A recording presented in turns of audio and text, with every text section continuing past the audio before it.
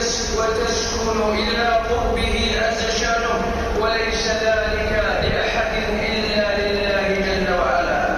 وإن فريضة صوم رمضان تبرز فيها هذه المقاصد الأبدية العظيمة، فهو السر بين العبد وربه، يصومه العبد إخلاصا لله واحتسابا ومحبة وتعظيما، وهذا ما تشير إليه النصوص القرآنية والأحاديث النبوية.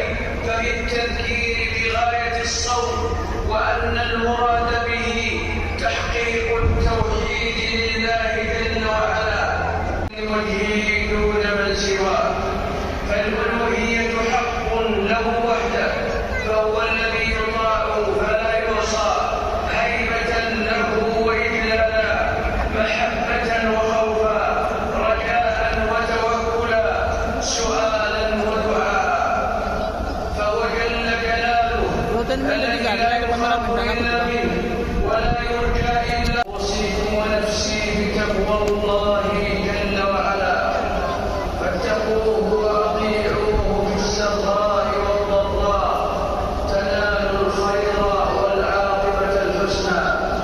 يا أيها الذين آمنوا اتقوا الله وقولوا قولا سديدا يصلح لكم أعمالكم ويغفر لكم ذنوبكم، ومن يطع الله ورسوله فقد فاز فوزا عظيما.